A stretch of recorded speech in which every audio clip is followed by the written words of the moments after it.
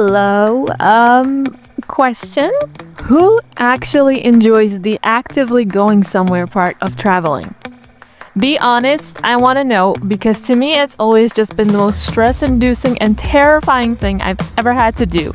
I believe I mentioned it, but I just moved to Finland recently for college, which means I have to travel for approximately half a day to go home when I visit for holidays and stuff. And just FYI, only about 2.5 hours of that is the actual flight itself, which made me think that some people literally have to take like 10-hour flights on the regular. How? How do y'all do that? About an hour in, I already want to rip off all my fingernails. How do you take a 10-hour flight, even once, without going absolutely insane? And for the people who tell me that they just sleep, also how? I have never been able to sleep while sitting upright, let alone do so consistently. I'm also like 90% sure I have insomnia, so that's a nice addition. Every time I just start playing almost the exact same few songs I have on my phone with maybe a few additions that I downloaded probably like 5 minutes before I got on the plane and just try to tune out the crying baby that is somehow always there. I have tried drawing on planes before, but I'm usually too tired or just have the worst art block from just the physical and mental exhaustion of just getting to the airport. So anything I do draw usually just ends up looking like a blob. I think the most entertaining and or terrifying part about it tend to be the people. On my last flight, when we landed, the stewardess was giving the usual information about us landing and what time it was and etc. and etc. And I'm not sure what happened, if she stumbled on her words or something, but she suddenly started laughing and tried to continue what she was saying, but just couldn't stop laughing, so that the last part of the info was just barely delivered through uncontrollable giggles. I have no idea what happened, but I felt compelled to mention it, just because that little mess up did make me feel a little bit better. I'm usually just an anxious mess on planes, and it was just a nice reminder that everybody around me was also just a person.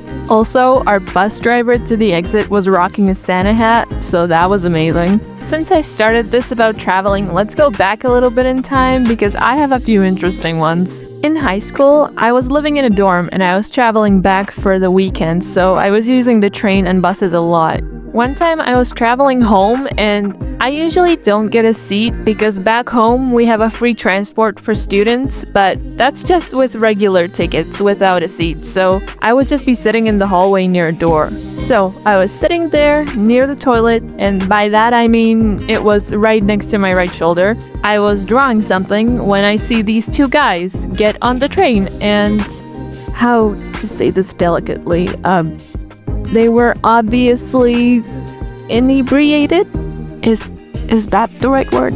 Anyway, it was obvious they were a little out of it. And one of them went to the toilet and his friend was waiting for him outside. Not a minute goes by. I look up and see this guy smirk as he puts his foot against the bottom of the door, blocking it from opening. As the guy was going out, he tried to open the door and obviously couldn't. At this point, I'm doing my own thing, trying to ignore them and just drawing some foxes or something, when suddenly I feel myself thrown forward. And I mean, I almost hit my head on the other wall type of thrown. The guy inside couldn't get out, so he tried kicking the door open and ended up hitting the wall right where I was sitting. I was fine, the wall was thin, but still mostly took the brunt of the attack. The guy on the outside started laughing, and I think he was trying to apologize to me. He let his friend out, who quite frankly looked like he could barely stand at this point, and told him that he scared the crap out of me, and then they just wobbled their way further into the train. I honestly just sat there, a bit stunned. If anything, I think the interaction just reaffirmed my decision to just stay sober. Also, there was this one time I was drawing on my computer some kind of horse-esque creature, and there was a couple of people standing above me who had an entire conversation talking about what I was drawing and thinking I couldn't hear them because I was wearing headphones. And one of them went, "I think she's drawing My Little Pony." Like, don't get me wrong, I love the show. I think they said that because I have a pretty cartoony art style, but that comment just made me want to giggle so bad. Like, I just barely held it in while trying to hide my grin. And that was just on trains. One time I was taking a bus from the station to my dorm, and I was sitting in the seat that was right next to the wheelchair and stroller space. There was a guy leaning on the railing right next to me and was talking on his phone pretty loudly. And I mean, like, he was pretty much yelling. I wish I could tell you what he was saying, but I have no idea.